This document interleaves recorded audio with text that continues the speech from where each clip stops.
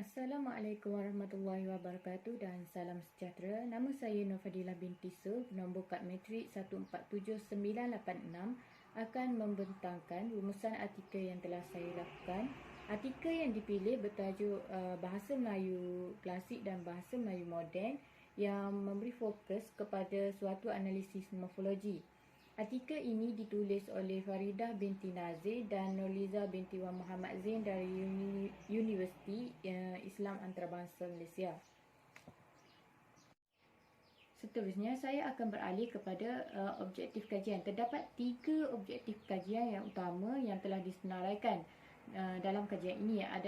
Yang pertama adalah untuk menganalisis ciri-ciri morfologi yang terdapat dalam naskah bahasa Melayu Klasik dan naskah bahasa Melayu Moden. Objektif yang kedua adalah untuk membandingkan ciri-ciri dalam bahasa Melayu Klasik dan dalam naskah bahasa Melayu Moden. Dan yang ketiga adalah untuk meneliti sama ada penulisan dalam kedua-dua naskah ini mematuhi ciri-ciri morfologi berdasarkan buku Tata Bahasa Dewan edisi ketiga yang diterbitkan pada tahun 2011. Seterusnya, saya akan beralih kepada dapatan ciri morfologi novel Ombak Rindu. Novel Ombak Rindu merupakan naskah bahasa Melayu moden. Berikut merupakan ciri-ciri morfologi yang telah dikesan dalam penulisan novel Ombak Rindu. Antaranya adalah penggunaan imbuhan seperti imbuhan awalan, akhiran, apitan dan sisipan. Berikut merupakan definisi dan contoh-contoh kata yang terdapat dalam novel Ombak Rindu mengikut jenis kata. Seterusnya, saya akan beralih kepada pembentukan kata yang terdapat dalam novel Ombak Rindu, seperti pembentukan bentuk kata tunggal seperti malam, pagar, rumah dan tempat, dan pembentukan bentuk kata terbitan serta bentuk kata ganda. Proses ini berlaku dalam penulisan bahasa Melayu moden dan menepati ciri-ciri morfologi yang terdapat dalam Tata Bahasa Dewan edisi ketiga. Contohnya, bentuk kata terbitan seperti pelakon telah melalui proses pengimbuhan, iaitu menerima imbuhan awalan pe.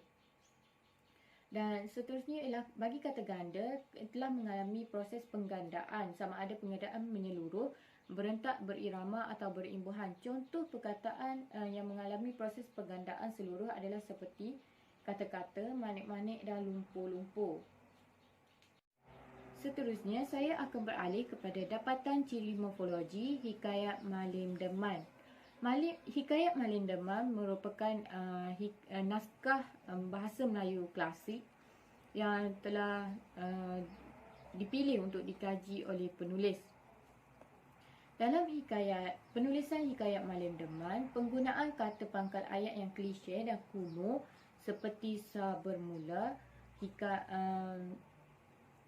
sementelah dan banyak lagi banyak digunakan. Ini kerana perkataan-perkataan seperti ini telah sinonim dengan penduduk pada zaman klasik, pada zaman dahulu. Contohnya adalah seperti sa bermula, maka tersebutlah pula cerita Tuanku Malim Deman beradu di dalam hutan. Berikut merupakan ayat yang terdapat dalam Hikayat Malim Deman pada muka surat 1. Dan ayat ini jika ditukarkan ke dalam bahasa Melayu akan meletakkan kata nama sebagai di hadapan ayat, seperti Tuanku Malim Deman pun tidur bersama anjingnya di dalam hutan. Seterusnya ialah penggunaan laras bahasa istana. Bahasa Melayu klasik merupakan bahasa yang banyak menggunakan bahasa laras istana. Contohnya adalah berangkat, beradu, dan banyak lagi. Contoh perkataan berangkat jika diterjemahkan dalam bahasa Melayu moden bererti bahasa istana yang membawa maksud pergi atau berkunjung. Seterusnya ialah kata penegas pun dan lah. Dalam penulisan bahasa Melayu klasik terdapat banyak kata penegas pun dan lah digunakan. Sepertinya ada pun, sebab kami kemari, surahan keramat wali Allah. Ayat ini telah diambil dari Hikayat Malin Deman pada muka surat 24. Dalam Hikayat Melayu moden, perkataan adapun boleh digugurkan tanpa menjejaskan ayat, iaitu memulakan ayat dengan kami datang. Adapun sebab kami kemari boleh ditukar kepada kami datang kemari dengan suruhan keramat wali Allah.